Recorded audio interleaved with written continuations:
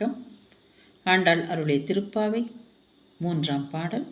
ஓங்கி உலங்களந்த உத்தமன் பேர் பாடி நாங்கள் நம் பாவைக்குச் சாற்றி நீராடினான். திங்கின்றி நாடெல்லாம் திங்கள் மும்மாறி பெய்து ஓங்கு பெரு சென்னல் ஊடு கயலுகள பூங்குவளை போதில் பொறிவண்டு கண்படுப்ப தேங்காதே புக்கிருந்து சீர்த்தமலை பற்றி வாங்கக் குடம் நிறைக்கும் வள்ளல் பெரும்பசுக்கள் நீங்காத செல்வம் நிறைந்தேலோர் இப்பாவாய். கோதை நாச்சியார் இந்த பாடலில் பசுக்களை வள்ளல் என்கிறார். பசுக்கள் அவ்வளவு தாராளமாக அமுது வழங்குகின்றன என்று மிக அழகாக தெள்ளத் தெளிவாக எடுத்துரைத்திருக்கிறார். ஓங்கி உலகளந்த உத்தமன் பேர்பாடி வாமன அவதாரத்தில் தோன்றிய திருவிக்கிரமனின் நெடுதுயர் தோற்றத்தை விவரிப்பதாக இருக்கிறது இந்த வரி. குள்ளனாக வந்து மாவழி சக்கரவர்த்தியிடம் 3 அடி மண் கேட்டான் மாயோன். 3 அடி மண் தர இசைந்து சக்கரவர்த்தி வாமனின் கையில் நீர்வார்த்து கொடுத்தவுடனே நெடிய வடிவம் கொண்டு ஓங்கி ஓரடியால் மண்ணளந்து ஈரடியால் விண்ணளந்து மூவடிக்கு மண்ணில்லாமல் மாவலியின் தலையையே அழுத்திய கள்ளனாய் திருவிக்கிரம அவதாரம் எடுத்த திருமாலின் சீரனை சிறப்புடன் எடுத்துரைக்கிறார் கோதை நாச்சியார். இந்த ஓங்கி உலகளந்த உத்தமன் என்று ஏன் பாடுறாங்க?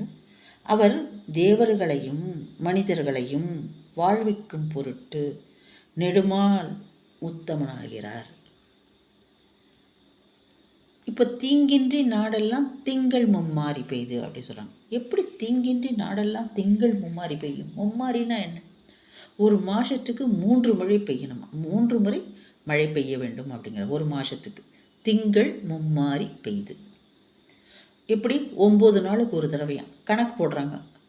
9 நாளுக்கு ஒரு மழை மொத்தமாக மும்மாரி மொத்தமாக பெய்ஞ்சுன்னா நாடே அழிஞ்சு போயிடும். வெள்ளம் வந்து நாடு அழிஞ்சு போயிடும். அதனால் 9 நாளுக்கு ஒரு முறை மழை பெய்யணும். 9 நாளுக்கு ஒரு முறை மழை பெய்யணும். இப்படி சொல்கிறார்கள். தீங்கின்றி நாடெல்லாம் திங்கள் மும்மாரி. அது என்ன தீங்கின்றி? அதுக்கும் விளக்கம் சொல்கிறாங்க. நாட்டில் தீங்கு ஏதும் நேர்ந்திடாது. கள்வராலும் கொடியோராலும் தீங்கு நேரலாம். அப்படி நேரக்கூடாது. வறுமையாலும் நோயாலும் வாழ்க்கை வற்றி போகலாம், நொடித்து போகலாம். அப்படியெல்லாம் போகக்கூடாது. அதனால தான் அந்த அம்மா சொல்கிறாங்க, நாடு வளமுடன் திகழ மாதம் மும்மாறி பொழிய வேண்டும். அந்த மும்மாறினா என்ன? வேதியருக்கோர் மழை, நீதியுடைய அரசருக்கோர் மழை, கற்புடைய மகளுக்கோர் மழை, இப்படியெல்லாம் மழை மும்மாறி இவங்களுக்காக பெய்யணும். யாருக்கெல்லாம்? வேதியர்கள், மந்திரம் சொல்கிற வேதியர்களுக்காக ஒரு மழையாம். நீதியுடைய அரசர்கள், அவங்க அரசர்கள்லாம் அந்த காலத்தில் செங்கோல் தவறாமல் அரசு செய்வார்கள் இல்லையா? அதனால் நீதியுடைய அரசர்களுக்கோர் மழை, கற்புடைய மகளுக்கோர் ஒரு மழை, இப்படி சொல்கிறாங்க. மாதம் மும்மாறி பெய்ய வேண்டும். மழை இப்படியாக பெய்து நாடு நலம் பெற வேண்டும். இதனால் என்ன ஆகும்? ஓங்கு பெரு சென்னல் ஒடு கயலுகளை. எப்படி ஓங்கி உலகளந்த உத்தமன் சொன்னாலும் அது மாதிரி இந்த ஓங்கு பெரு சென்னல் அப்படிங்கிறாங்க. நெற்பயிர்கள் வயல்களில் ஓங்கி வளர வேண்டுமாம். ஓங்கு பெரு சென்னலோடு என்பது மண் வளமும் நீர் வளமும் நிறைந்த வயல்களில் நெற்பயிர்கள் நீளமாய் இருக்க வேண்டும். சென்னல் வயல்களின் ஊடே கயல் மீன்கள் துள்ளி திரிய வேண்டும். அவை திரிகிறது. இந்த இயற்கை காட்சியை அப்படியே படம் பிடிச்சு காட்டுறாங்க. பூங்குவளை போதில் பொறிவண்டு கண்படுப்ப. நெற்பயிர்கள் ஒரு பக்கம், இடையே தாவி குதிக்கும் மீன்கள் ஒரு பக்கம், வயலோரத்தில் வளர்ந்திருக்கும் குவளை மலர்கள் ஒரு பக்கம். அந்த குவளை மலர்களில் பொறிவண்டுகள் தேன் குடித்துவிட்டு மயங்கி அக்குவளை மலர்களையே படுக்கையாக கொண்டு உறங்குகின்றன. அது ஒரு பக்கம்.